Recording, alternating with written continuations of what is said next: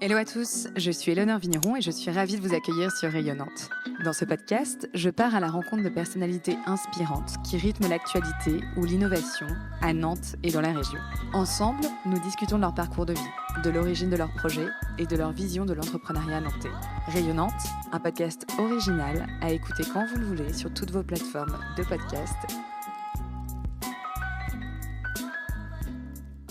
Bonjour Lucie. Bonjour. Bienvenue dans Rayonnante. Merci. Je suis ravie de t'accueillir ce matin. Donc, tu arrives directement de Paris. Tout à fait. Je sors du train. Toi, tu es vraiment une entrepreneur qui réussit, Lucie.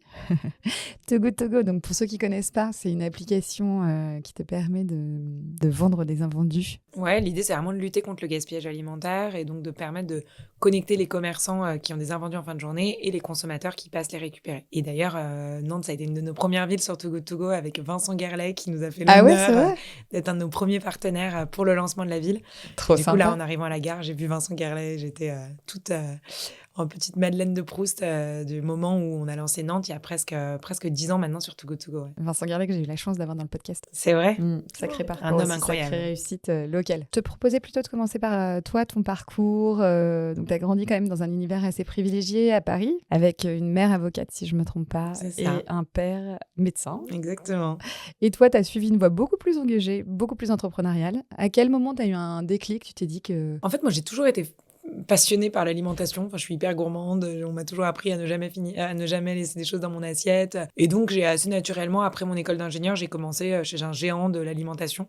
Donc, j'étais dans les usines de production de Nestlé parce que justement, je voulais sortir un peu de mon centre parisien et aller me reconnecter à la vraie vie, c'est-à-dire dans les usines de production, dans des petits villages au fin fond de l'Angleterre. Et c'est là que j'ai réalisé la vraie vie, mais aussi le problème énorme de notre système alimentaire aujourd'hui. Concrètement, on s'empoisonne globalement et on fait du mal à notre planète. Et le symptôme le plus criant de tout ça, c'est qu'on jette 40% de ce qu'on produit sur la planète.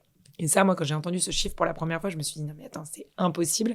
Et moi, je peux pas accepter ça. Et donc, c'est à ce moment-là, en fait, que plutôt par une espèce un cri du cœur, je me suis dit, je ne peux pas continuer à travailler pour ce système alimentaire-là. Je veux contribuer à créer le nouveau. Et donc, j'ai quitté mon job, j'avais 23 ans, pour me lancer dans la super belle aventure de Too Good To Go, en se disant, on va donner une action très concrète aux gens pour faire leur part dans une réponse au gaspillage alimentaire. Tu faisais quoi chez Nestlé? Parce que tu as un bac S, tu as fait une centrale. Je suis ingénieure. Tu es ingénieure, ouais. J'étais responsable d'amélioration continue sur la chaîne de production. Mes premières équipes, c'était des ouvriers de production. J'étais vraiment sur le process même à comprendre comment est-ce qu'on fait des capsules de café le plus vite possible, des bouteilles d'eau en plastique, des confiseries, de la nourriture pour animaux de compagnie.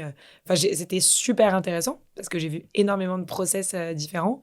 Mais c'était totalement déconnecté de mes valeurs et j'avais besoin de faire autre chose. Tu disais à 23 ans, tu quittes Nestlé, tu te lances Too Good To Go sans garantie de succès. Tu ressentais quoi à ce moment-là? Je me suis dit, je vais prendre 1 an pour me faire plaisir en fait. C'est-à-dire, je n'avais pas prévu d'être entrepreneur. Je me disais pas, il faut que je crée une entreprise. Pour moi, c'était vraiment quelle est la façon la plus efficace d'apporter une réponse à un problème. Et donc, je me suis dit, le plus efficace, c'est de faire qu'un groupe de gens s'empare d'un projet et il faut qu'il y ait un modèle économique pour nous permettre de nous déployer le plus vite possible. C'est vraiment pour ça que j'ai créé une entreprise, vraiment pour répondre à un problème plutôt que pour le bonheur de créer une entreprise. Et aujourd'hui, je suis persuadée que l'entreprise, c'est un véhicule à impact super puissant pour changer le monde et c'est pour ça que depuis, j'en ai recréé 3 autres et que toujours sur des sujets qui me passionnent avec des gens que j'adore et qui m'apprennent énormément. Et je pense que c'est la beauté de l'entreprise, c'est comment est-ce que tu mets un collectif de gens, chacun à la bonne place pour eux-mêmes, au service d'une mission commune. Et c'est ce qu'on a fait avec Too Good To Go. Aujourd'hui, on est 1400 personnes réparties dans 19 pays. On a sauvé 500 millions de repas de la poubelle. On a tous appris énormément et on a tissé des liens qui sont incassables pour la vie, je pense. Ouais, c'est un vrai succès, Too Good To Go. En France, c'est plus de 6 millions de téléchargements, 14 000 partenaires. On est à 19 millions de consommateurs aujourd'hui, donc il y a plus d'une personne sur 5 qui a l'application. Presque 50 000 partenaires commerçants qui l'utilisent au quotidien. Et dans le monde, on sauve 5 repas par seconde. On est à 500 millions de repas sauvés. Et on a près de 200 000 commerçants partenaires, que ce soit en Europe, aux États-Unis, au Canada, en Australie plus récemment, etc. Donc c'est génial cette idée ensemble, on crée un mouvement mondial de lutte contre le gaspillage alimentaire. Et il y a énormément de choses à faire et encore beaucoup de repas à sauver. Qu'est-ce qui, selon toi, a fait la différence ? Je pense que c'est vraiment l'équipe et nos convictions profondes. Moi, j'ai vraiment recruté des gens sur des valeurs, sur leur envie aussi grande que la mienne d'apporter une solution à un problème. On est un peu fou, hein. On ne jette absolument rien. On a un free go, justement, avec toutes les choses anti-gaspi qu'on ne veut pas jeter. On a nos Tupperware quand on va acheter de la nourriture. Donc, les commerçants autour du bureau nous repèrent facilement. C'est vraiment de l'inspiration réciproque de gens qui ont envie de changer le monde à leur manière, quoi. Et tu disais, donc, Too Good To Go est présent dans 19 pays du monde entier.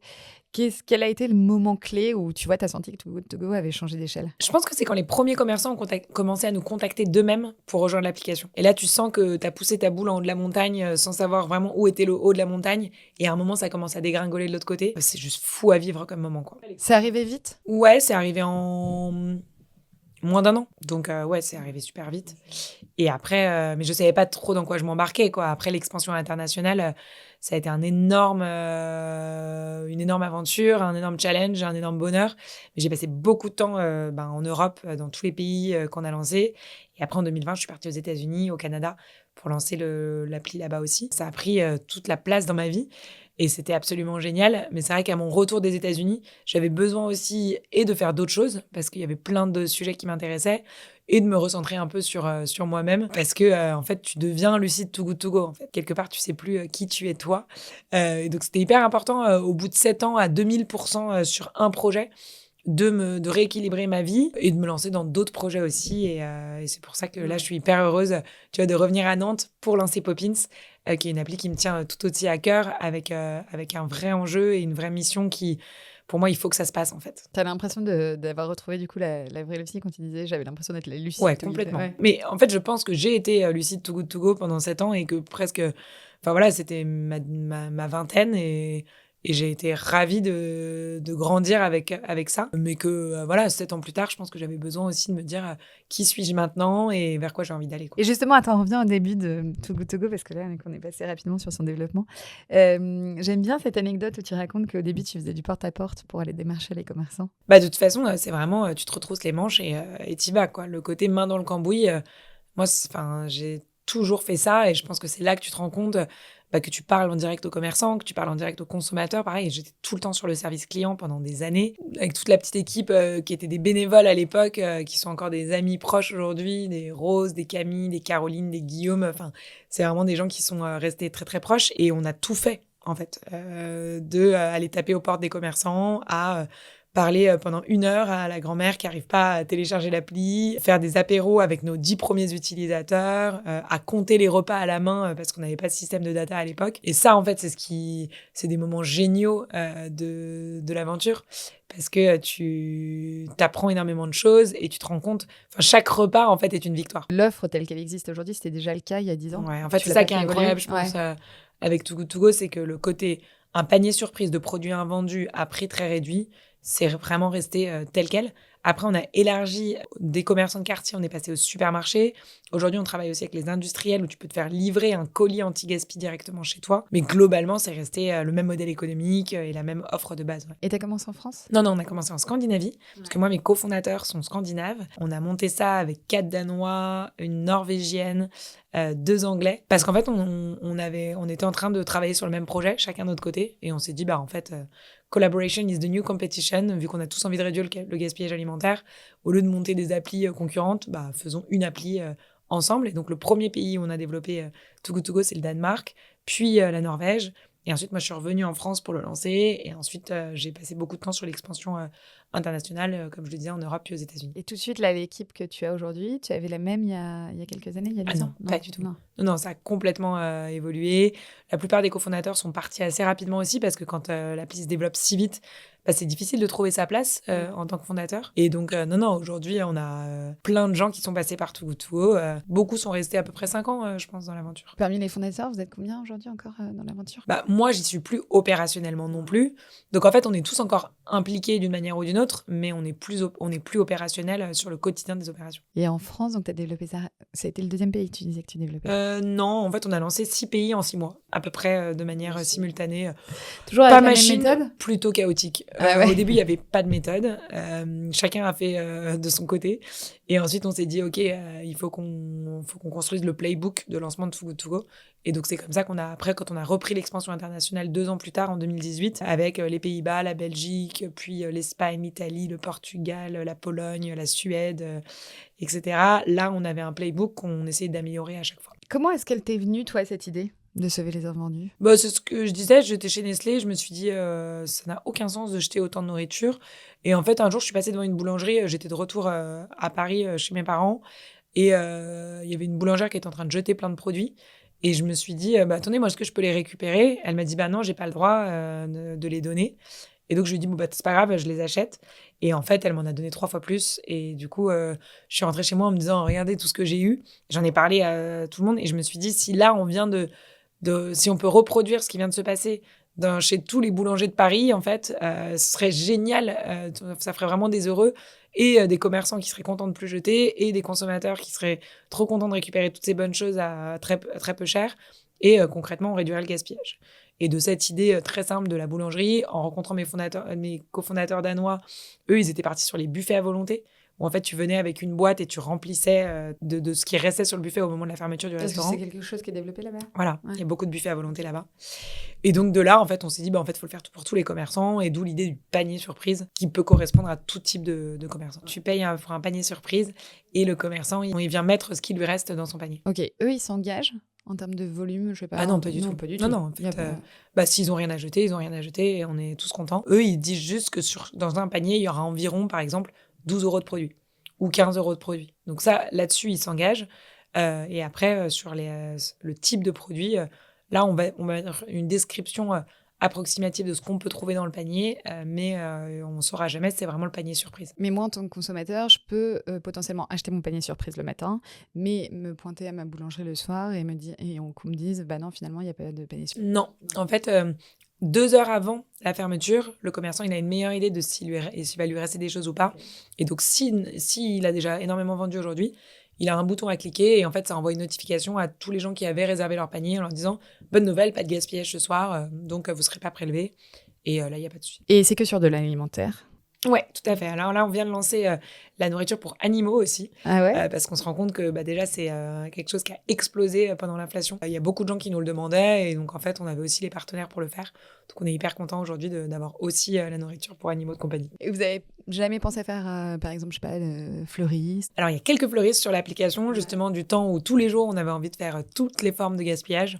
Et en fait, en toute humilité, on s'est dit, il y a déjà tellement de choses à faire sur le gaspillage alimentaire. On a hâte que d'autres entrepreneurs s'emparent du sujet pour faire le gaspillage des make-up, des habits, des fleurs, de toutes les formes de gaspillage de notre société de surconsommation.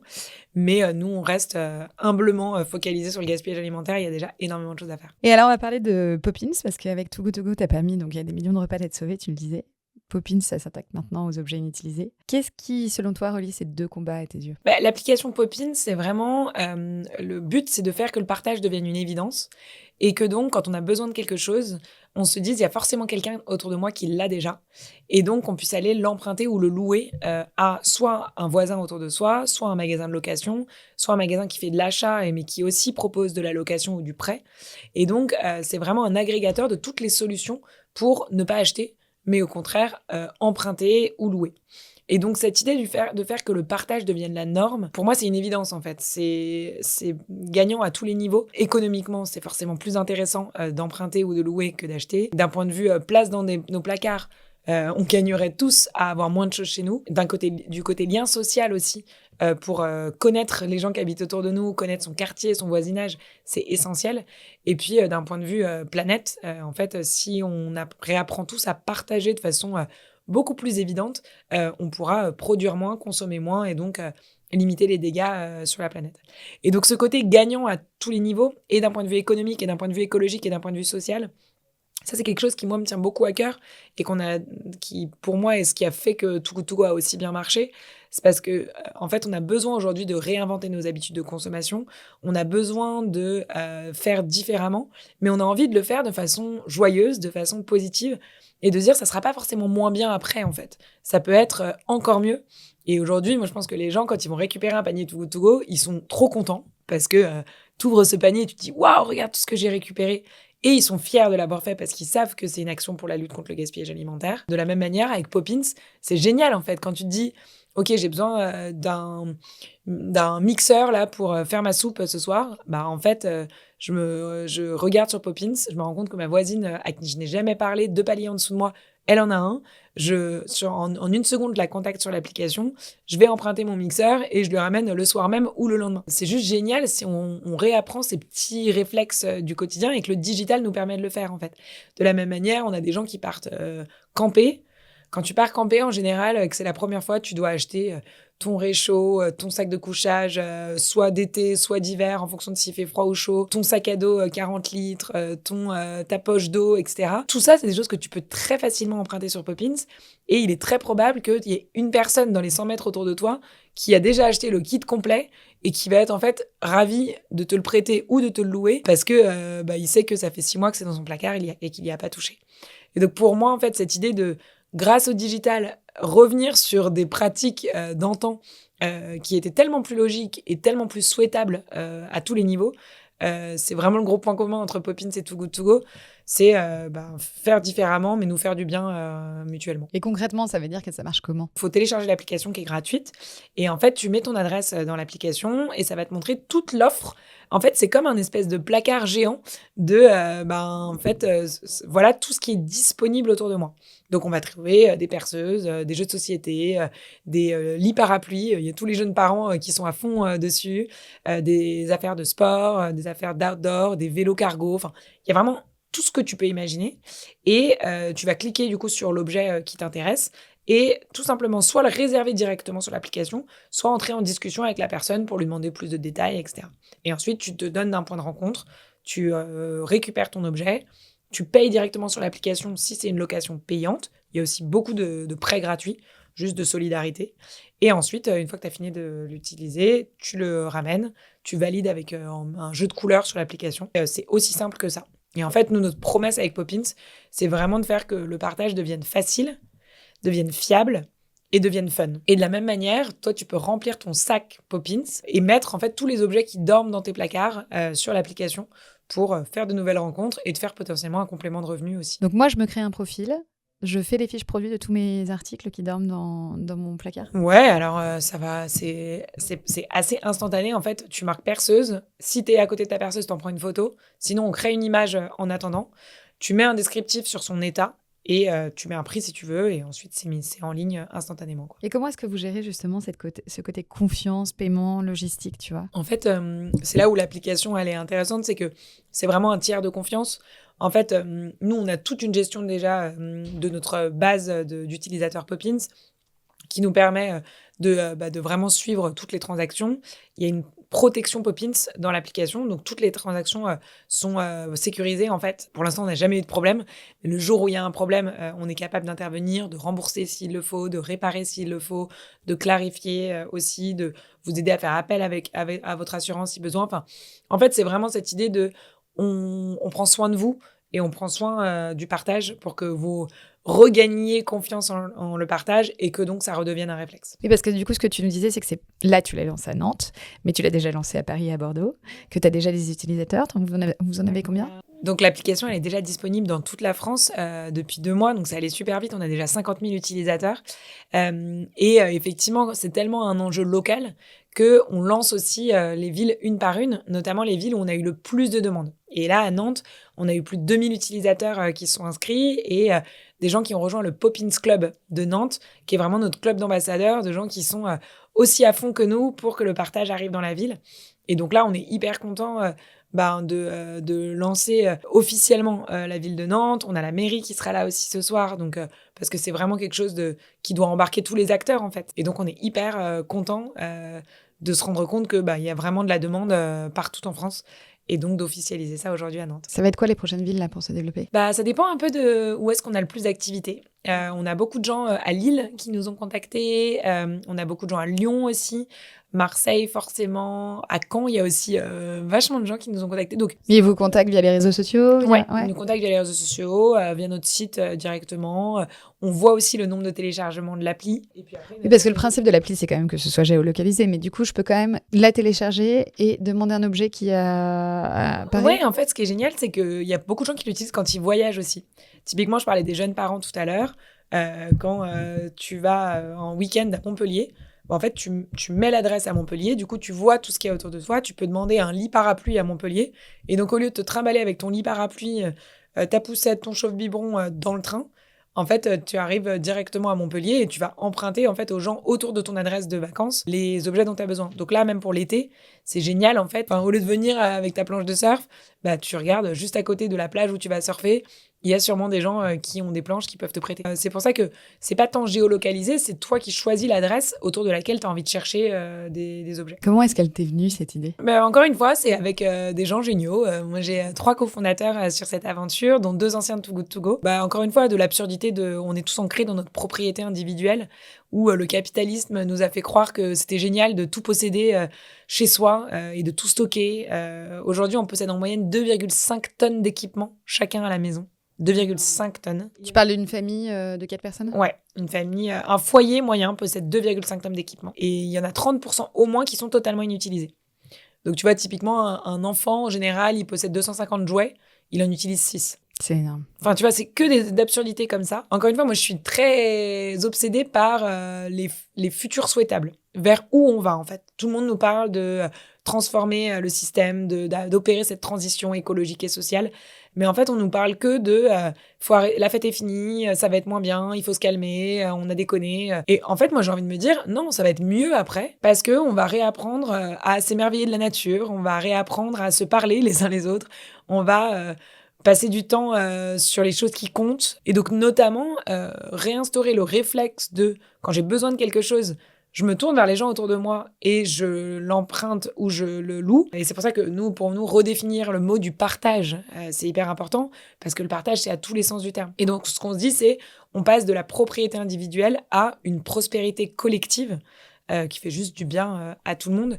Et une fois que tu rêves de ça, moi, j'avais vraiment cette idée de j'ouvre mon placard et en fait, c'est un placard sans fond parce que c'est un placard avec de tous les gens autour de moi. Et ça, en fait, c'est vrai qu'aujourd'hui, avec le digital, on est tous connectés, en fait, les uns aux autres. Et donc, moi, je suis aussi... ce qui est hyper important pour moi, c'est comment est-ce que le digital remet du lien social entre les gens. Et avec une initiative comme Poppins, on y arrive. Et pourquoi ce nom, Poppins ? Je vois le petit clin d'œil. Mais... Exactement, c'est le fameux sac de Mary Poppins dont on a tous rêvé d'avoir un jour.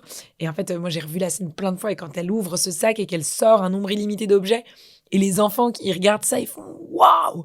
Et c'est vrai que si on pouvait tous avoir accès au sac de Mary Poppins, la vie serait plus belle, plus chouette, plus simple. Et quel est le modèle économique derrière cette application ? Moi, c'est hyper important pour moi d'avoir un modèle économique qui est totalement lié à l'impact et ce pourquoi je me lève tous les matins. Ce qui nous fait nous lever tous les matins en ce moment avec l'équipe Poppins, c'est le nombre de partages sur l'application. Et donc, le nombre de partages sur l'application, en fait, à chaque partage payant, on prend une commission. Donc, tout simplement, quand il y a des partages gratuits, on ne prend pas de commission et on se dit, plus il y aura de gens qui partageront, plus on aura un modèle économique de toute façon. Et sur les partages payants, on prend effectivement une commission. Si le propriétaire met un prix en ligne, celui qui emprunte va payer directement et nous, on va prendre notre commission là-dessus et renvoyer le reste au propriétaire. Et si gratuit ? Il n'y a pas de modèle économique, non. C'est vraiment cette idée de... Enfin, nous, ce qu'on dit, c'est plus on est de fous, plus on partage. Et donc, plus il y aura de gens qui se mettront au partage, même si c'est gratuit, plus en fait le partage deviendra une évidence et donc nous on aura un modèle économique qui suit. Je suis pas très inquiète là-dessus. Et ça existe déjà des applications comme ça ? Il y en a plein. Ouais. En fait, des acteurs du partage, ça fait des années qu'il y a des entrepreneurs géniaux ou des associations qui se disent mais c'est une évidence en fait, il faut que ça marche. Donc c'est ça qui est génial, c'est qu'on a un tissu d'acteurs du partage déjà hyper développé. La plupart ils ont soit sélectionné une verticale, tu vois, le outdoor, les équipements pour bébés, voilà, ou ils sont focalisés sur une région particulière. Nous, ce qui nous plaît avec Poppins, c'est cette idée d'être l'agrégateur de toutes les options pour partager. Donc, en fait, j'ai beaucoup parlé des voisins, mais il y a aussi plein de magasins de location, par exemple, sur l'application. Il y a des magasins qui font de l'achat, typiquement Bureau Vallée, des Bio C'est Bon, qui ont envie de mettre leur offre aussi de prêt sur l'application. On a des bibliothèques d'objets aussi, on travaille avec les biens en commun, avec des casiers connectés, etc. Donc, l'idée, c'est vraiment, si on veut que le partage devienne un réflexe, il faut qu'on ait toutes les solutions possibles et imaginables sur l'application. Et donc, c'est ce qu'on propose avec Poppins, ce qui va, selon moi, nous permettre de devenir un peu mainstream. C'est-à-dire, on parle de 19 millions de consommateurs sur Too Good To Go. L'idée, c'est qu'on ait le même nombre de Français qui, demain, utilisent Poppins comme leur réflexe, en fait, dès qu'ils ont besoin de quelque chose. Donc, ce que tu disais, c'est que ça ne touche pas que les particuliers. Tu peux aussi avoir des partenaires, des commerçants, etc. Toi, ton idée, c'est d'avoir une réparte 50-50 entre les deux ou... Moi, mon idée, c'est de faire que le partage devienne la norme. Et je vais me laisser guider par les utilisateurs et leur envie, en fait. Aujourd'hui, on réalise qu'il y a quand même beaucoup de prêts et de location entre particuliers. Donc ça, c'est la première chose qui prend. Après, les partenaires de location, d'une part, ils ont une super offre. Ils ont un inventaire où aussi, typiquement pour tous les pros, par exemple, on a des photographes en freelance qui viennent louer tout leur matériel sur Poppins. Donc ça aide beaucoup aussi. Donc l'idée, c'est qu'il y en ait pour tout le monde et que, tu vois, on n'a pas d'utilisateur type sur Poppins. On a vraiment... J'en parlais, et des jeunes parents et des étudiants qui arrivent dans une ville et qui ont besoin de se meubler de façon court terme, et des personnes âgées.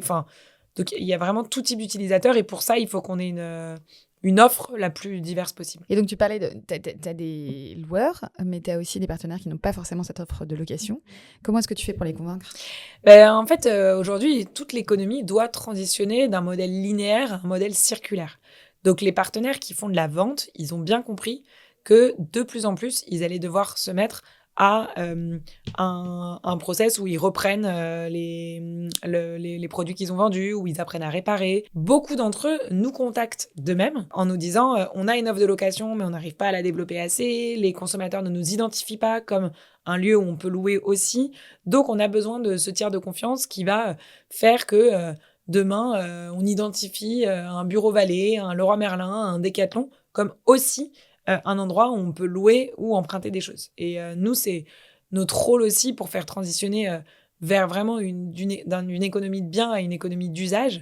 On doit embarquer aussi ces gros acteurs pour leur permettre de se transformer. Tu disais qu'aujourd'hui, vous aviez une communauté déjà de 20 000 utilisateurs ? 50 000 déjà. Comment est-ce que vous avez fait au départ pour créer cette communauté ? Parce que donc tu parlais du Poppins Club, c'est quoi concrètement ? Ouais.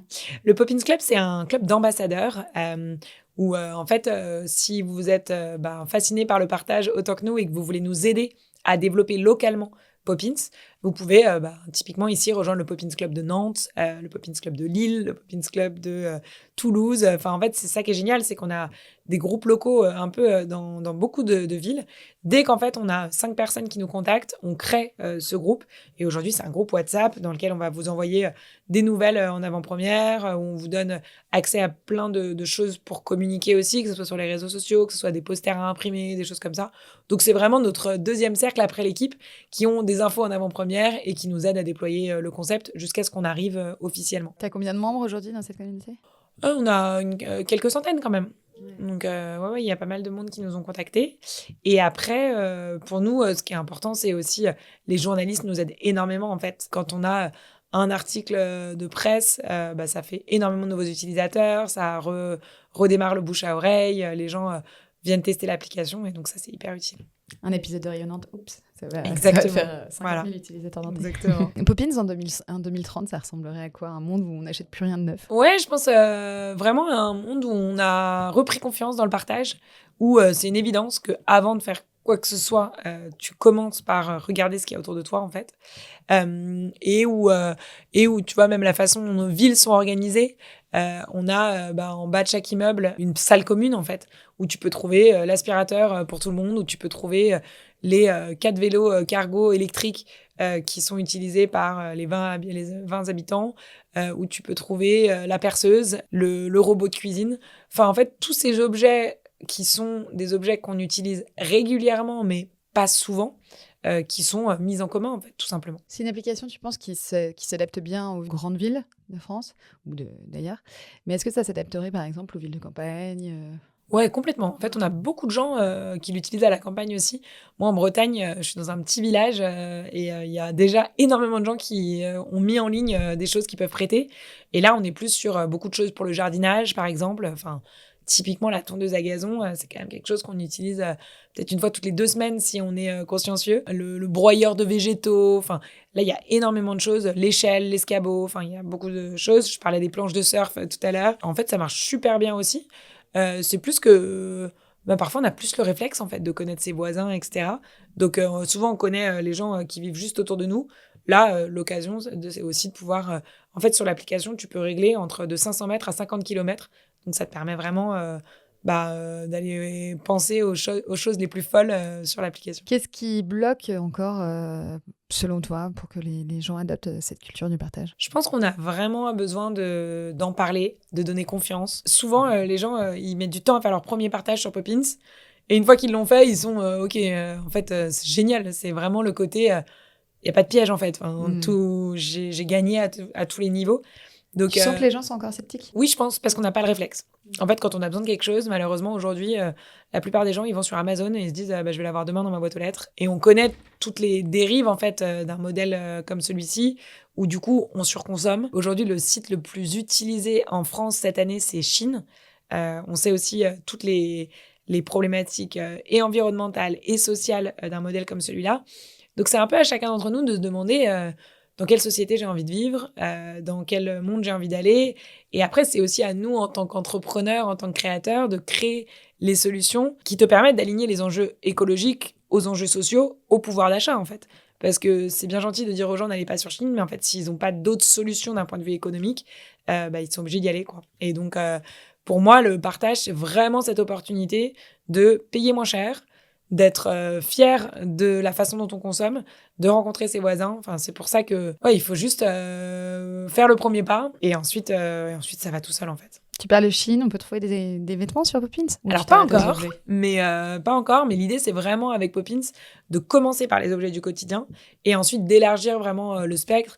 On parle même des espaces, tu vois, comment est-ce qu'on peut partager chez nous et même des services à terme. Il y a beaucoup de compétences aussi qui peuvent être mises en commun. Donc là, on n'y est pas encore et déjà tous les objets, c'est un gros challenge. Mais au fur et à mesure, une fois que le partage en fait et que les gens se reparleront entre eux et auront à nouveau le réflexe de se dire j'ai besoin de quelque chose, je vais aller regarder autour de moi de manière générale, je pense que là, on pourra faire énormément de choses. Si toi, tu pouvais partager un seul objet, tu partagerais quoi? C'est marrant quand tu m'as dit ça, la première chose qui m'est venue, c'est la fontaine à chocolat. T'en as une? J'en ai une, bien évidemment, en chocolat addict, bien sûr que j'en ai une. Je l'utilise malheureusement très rarement, mais c'est le truc, tu vois, qui est trop sympa à faire quand tu fais un brunch avec des copains, une soirée entre filles. Voilà. Après, il y a un autre outil génial, parce que moi j'adore faire la fête, c'est la boule disco. Et en fait, il y a plein de gens qui organisent leur anniversaire grâce à Poppins, où ils louent et les éco-cups, la boule disco, les enceintes, la table de DJ. Et en fait, c'est plein de choses qui changent ta soirée, en fait. Moi, j'ai mis ma machine à fumer sur Poppins, que tu utilises vraiment une fois par an. Et en fait, si tu l'as, ça change ta soirée. C'est vraiment trop chouette, quoi. T'es une fêtarde? Complètement. J'assume totalement. Donc toi, t'es passée de sauver des croissants à partager des perceuses. Est-ce qu'on peut dire que t'es la reine du bon sens numérique? Ah, c'est marrant. Allez, ça me va. J'ai beaucoup de respect pour le bon sens paysan. Donc, le bon sens digital, pourquoi pas. D'ailleurs, dans tes idées de projet, tu pars vraiment toujours d'un constat très concret, quoi. Le gaspillage alimentaire, les objets inutilisés. Est-ce que c'est une méthode pour toi? Je pense que c'est très important quand tu te lances dans un projet de savoir exactement pourquoi tu le fais et de te le répéter tous les jours, en fait. Parce que clairement, quand tu t'embarques dans des aventures comme ça, comme je le disais tout à l'heure, ça prend beaucoup de place. C'est pas facile tous les jours. Et du coup, savoir pourquoi tu le fais, ça te permet de continuer à avoir une énergie illimitée, en fait. Et donc, oui, je pense que réussir à formaliser en une phrase la raison d'être de ton projet, c'est hyper important, en fait. Comment est-ce que tu fais justement pour garder un équilibre entre vie pro et vie perso? Parce que là, tu as des projets qui doivent t'emporter à chaque fois, qui doivent prendre beaucoup de place. J'ai beaucoup de projets dans ma vie perso qui m'emportent aussi. Donc, en fait, moi, je segmente pas trop vie pro, vie perso. J'ai des projets, certains pour avoir un vrai impact sur la société, d'autres pour me faire plaisir, me faire du bien à mes proches, etc. Et c'est vrai que j'adore les gens, j'adore le collectif. Donc en fait, sur chacun de ces projets, qu'ils soient pro ou perso, je le fais ensemble en fait. Et c'est pour ça que mes collègues, c'est beaucoup plus que mes collègues. Pour moi, c'est vraiment des gens qui m'inspirent, que je suis trop fière d'avoir dans ma vie, dont j'ai envie de prendre soin, qui prennent soin de moi. Donc je dirais pas que c'est des amis, en tout cas pas tous, mais c'est des gens avec qui j'ai des liens qui vont bien au-delà d'un lien professionnel où on travaille juste en fait. Je connais leur vie, ils connaissent la mienne. On partage une aventure en fait. Et ça, cette aventure, qu'elle soit professionnelle avec des collègues ou personnelle avec des amis, un compagnon de vie, une famille, pour moi, ça reste des aventures collectives qui font sens pour moi en fait. Tu parlais justement de tes collègues qui t'inspirent. Qui est-ce qui t'inspire à part tes collègues aujourd'hui? Tous les gens que je rencontre au quotidien, en fait, déjà, on a la chance d'avoir les bureaux de Poppins à la Climate House, qui est un lieu qu'on a créé avec 80 entrepreneurs pour justement embarquer l'économie dans la transition écologique. Et en fait, c'est génial parce que ce qu'on se dit, c'est que tous les gens que tu suis sur LinkedIn, soudainement, ils sont dans ce lieu à la machine à café en train de te dire salut, ça va? En fait, raconte-nous un peu ce lieu, justement, l'origine, l'idée. Donc, c'est 2000 mètres carrés au centre de Paris. En fait, il y a 6 étages de gens qui travaillent sur le sujet de la transition écologique. Il y a des entrepreneurs, il y a des entreprises, il y a des artistes, des scientifiques, des designers. Et c'est tout ce collectif de comment est-ce qu'ensemble, on se serre les coudes pour opérer cette transformation nécessaire de notre société, pour avoir une consommation plus durable, pour le faire en incluant tout le monde et pour le faire joyeusement. Parce qu'en fait, si on se cantonne à ce qu'on entend à la radio le matin, ça va pas en fait. Donc je pense qu'il y a un vrai enjeu, je trouve, de se serrer les coudes, de se donner le moral, d'entendre parler de toutes les initiatives géniales qui existent aussi pour compenser avec tous les enjeux auxquels on fait face au niveau national et international, quoi. Et comment ça se traduit concrètement? Ça se traduit en plein de choses. Donc déjà, c'est une grande colloque, parce qu'il y a 400 personnes qui travaillent sur place au quotidien. Ensuite, il y a des événements. On a organisé plus de 600 événements en moins d'1 an, de plein de formats différents. Ça peut aller d'un café avec un entrepreneur qui aide d'autres entrepreneurs à une conférence d'un économiste renommé. Enfin voilà, il y a plein de formats. Et ensuite, on fait des programmes de transformation pour les grandes entreprises, typiquement des dirigeants qui ont une roadmap de transformation, mais qui ont besoin en fait de venir se faire embarquer par un écosystème plus entrepreneurial qui va mettre à leur service en fait sur mesure une dynamique collective, à les puiser dans notre écosystème. Aujourd'hui, on a plus de 1000 personnes qui font partie de l'écosystème Climate House et qui sont des experts d'un sujet ou de l'autre. Et donc, ça permet vraiment d'aider en fait les grandes entreprises qui ont une vraie transformation en profondeur à opérer, à les embarquer vers un autre modèle économique, une autre culture d'entreprise. Parce que forcément, quand on crée un Too Good To Go ou un Poppins, dès le début, on le fait avec les bonnes valeurs et c'est beaucoup plus facile en fait que de faire évoluer un groupe qui s'est créé dans l'ancien monde, en fait, avec quand on n'avait pas conscience de tout ça, de le transformer en profondeur et d'embarquer les milliers de salariés qui vont avec. Et donc, c'est ce qu'on fait aussi à la Climate House. Tu disais en intro, collaboration is the new competition.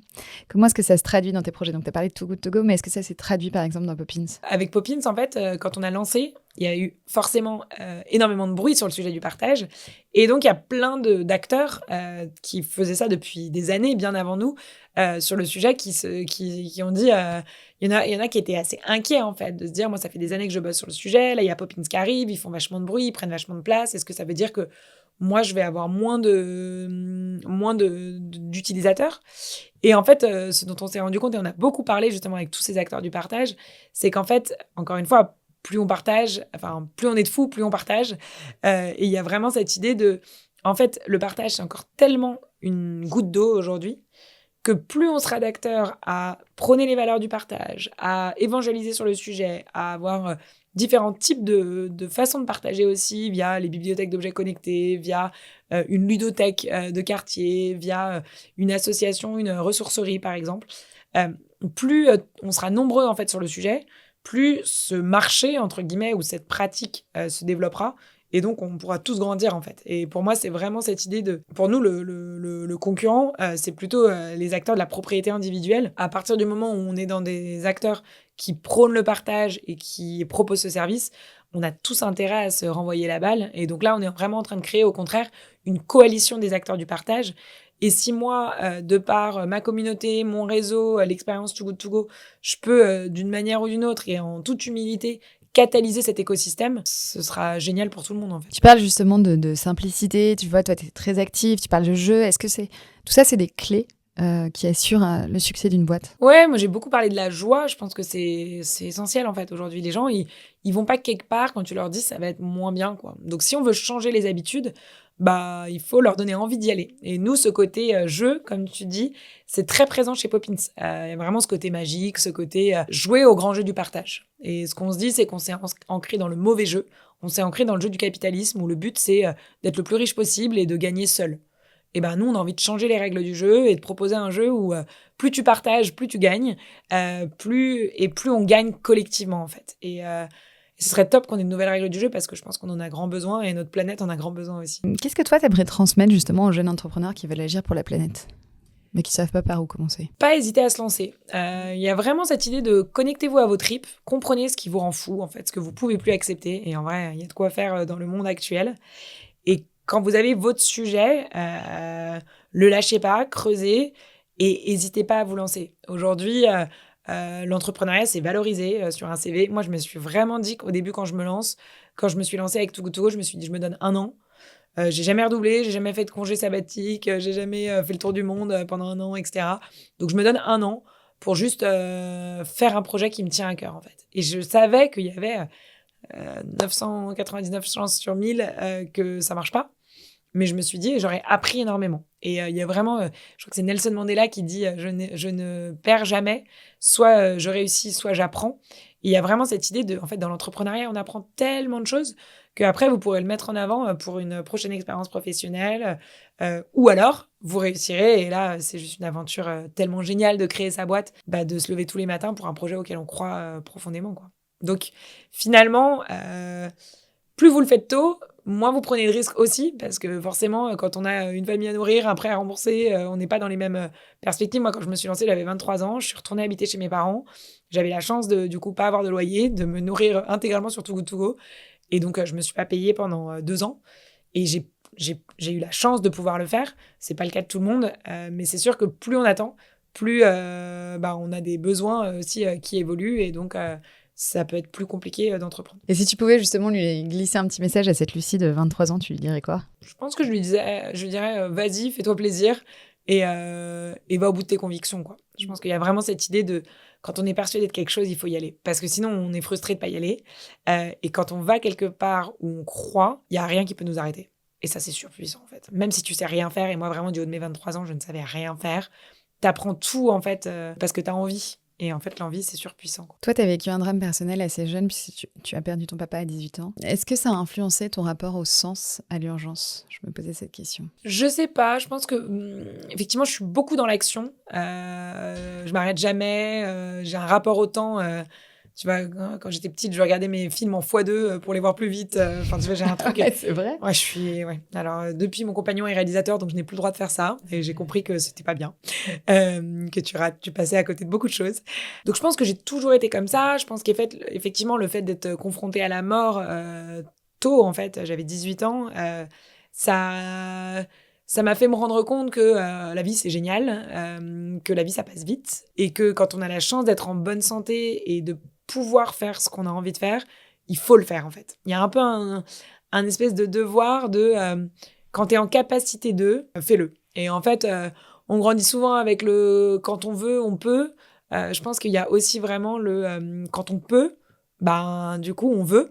Et donc, il faut y aller, en fait. Et je pense que moi, c'est vrai que, tu le disais en introduction, j'ai toujours eu, non pas la culpabilité, mais le fait d'être très consciente que j'étais hyper privilégiée, en fait, en étant née déjà en France, dans une famille aimante, avec effectivement, sans me poser la question de ce que j'allais avoir à manger à la fin du mois, ou voilà, en ayant fait des études, totalement payée par l'État aussi, puisqu'en école d'ingénieur, tu vois, j'ai jamais payé mes études et je trouve que c'est un tel privilège avec la qualité des études que j'ai reçues.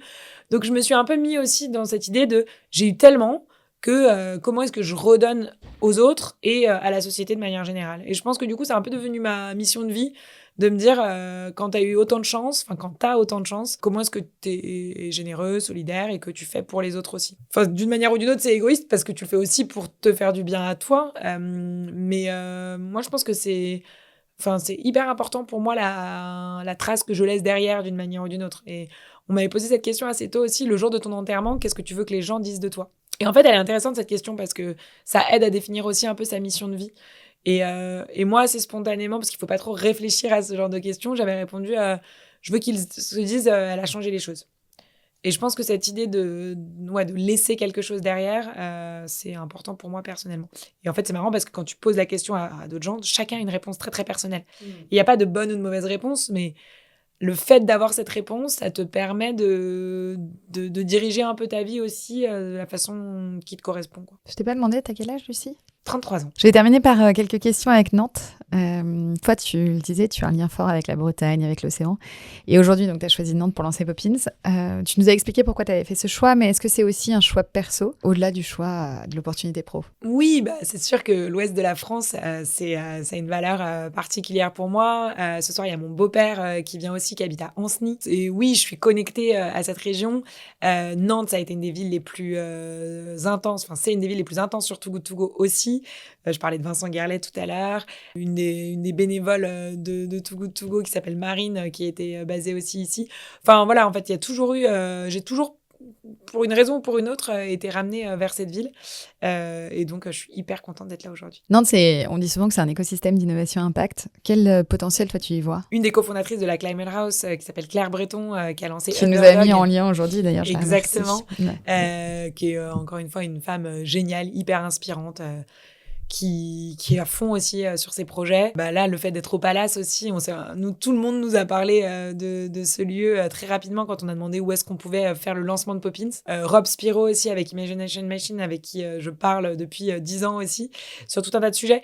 Donc j'ai l'impression que effectivement, Nantes, c'est une ville très engagée, et ça se ressent à beaucoup de niveaux et dans les usages. Je parlais de Togo Togo, Blablacar aussi, c'est une des villes qui marche beaucoup, Le Bon Coin aussi. On s'est dit que, et d'un point de vue citoyen, et d'un point de vue entreprise, et d'un point de vue public, puisque la mairie sera là ce soir et a été hyper contente quand on leur a dit qu'on arrivait ici. On a un peu ce fameux triangle consommateur, entreprise et public qui vont dans la même direction, et ça, il faut en profiter. Et il y a de moins en moins d'endroits comme ça dans le monde où tout le monde va vers ses nouvelles habitudes avec entrain et joie. Donc c'était une évidence pour nous de lancer Nantes très rapidement. Tu parlais de la mairie, justement. Tu crois à cette transition écologique par les territoires? Pour moi, en fait, c'est essentiel qu'on y aille tous ensemble. Et la transition, elle doit se faire au niveau mondial, mais ça ne passe que par, quelque part, se recentrer sur nos territoires aussi, connaître la particularité de nos territoires, pour moi avoir un modèle beaucoup plus décentralisé en fait, où en fait on fait pas de l'agriculture de la même manière à Nantes qu'on en fait à Montpellier, on n'a pas les mêmes besoins aussi, tout simplement physiologiques, parce que l'air qu'on respire est pas le même, parce que la température à laquelle qu'on subit n'est pas la même, les intempéries, la lumière, tout simplement. Enfin, moi je passe ma vie entre Paris et la Bretagne.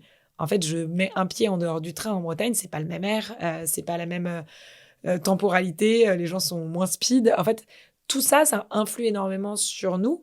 Et donc, à vouloir trop mondialiser, on voit bien qu'on s'y est un peu perdu. Et donc, cette transition écologique par le recentrage, la connexion avec nos territoires et avec les gens dont on partage la vie, c'est essentiel.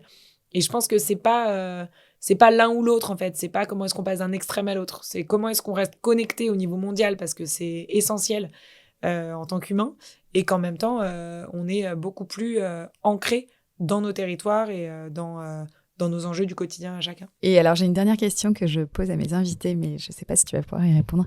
Est-ce que tu as des petites adresses nantaises à nous partager? J'ai tellement parlé de Vincent Guerlet. Ouais. En plus, il a plusieurs boutiques, donc moi, je ne repartirai pas de Nantes sans un petit gâteau de voyage de un Vincent petit beurre. Guerlet. Moi, c'est les longs petits gâteaux comme ça enrobés de chocolat. Je suis déjà allée lorgner dessus à la gare, et je repartirai avec demain, c'est sûr et certain. Ok. Et écoute, je te remercie beaucoup, Lucie, pour le temps aujourd'hui. C'était hyper intéressant, avec hyper grand riche plaisir. et inspirant. Merci de m'avoir reçu. Et longue vie à Poppins, du coup. Merci beaucoup. J'espère aussi. Ouais, bonne journée.